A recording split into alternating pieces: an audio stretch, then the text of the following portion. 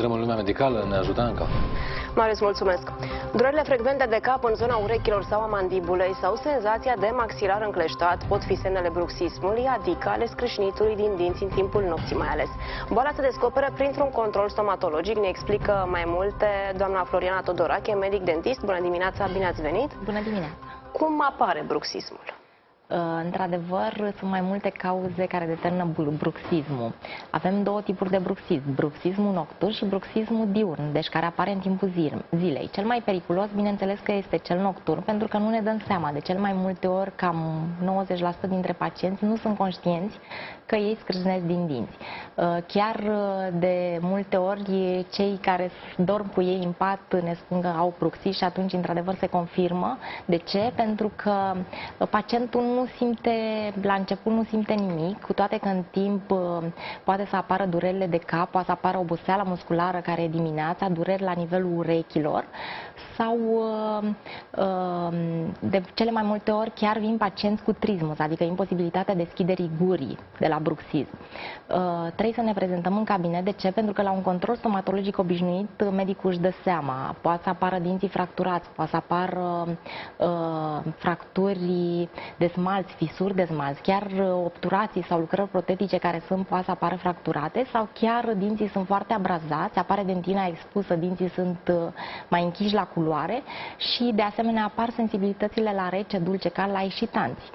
Dar poate să apară bruxismul doar în anumite perioade, în perioadele mai stresante? Bineînțeles că o cauză a bruxismului este stresul și de aceea se recomandă chiar seara înainte de culcare să citim, să ne liniștim, să ascultăm o muzică care să ne relaxeze, să evităm stările de stres. De asemenea, în zilele când suntem foarte obosiți poate să apară bruxismul. Nu este singura cauză care determină bruxismul. Chiar apnea pe timpul nopții, când pacienții au vegetația adenoidă din sfera orele, poate să apară bruxism, este o cauză, chiar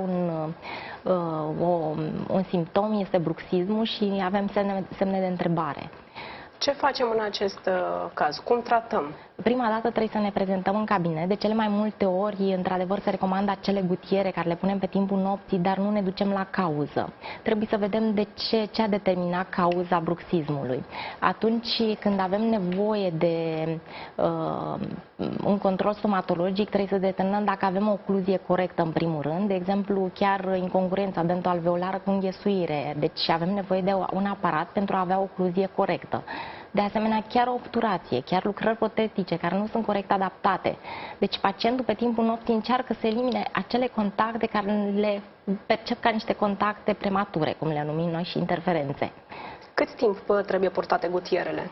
Gutierele trebuie purtate toată viața de cele mai multe ori, depinde, dar acum avem și alte tehnici de a înlătura bruxismul, cum este injecția cu toxină botulinică pe mușchiul maseter și se spune că de la 1 până la 3 ședințe și chiar putem să înlăturăm definitiv bruxismul. Trebuie refăcute aceste injecții la un anumit interval? Da, la un anumit interval de câteva luni și cam în 3 ședințe poate să dispară bruxismul. Trebuie să ne ducem prima dată la cauză. Dacă am eliminat cauza, putem să tratăm bruxismul.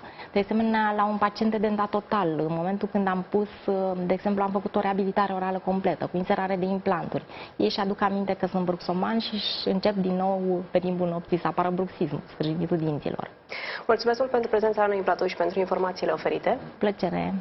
Cu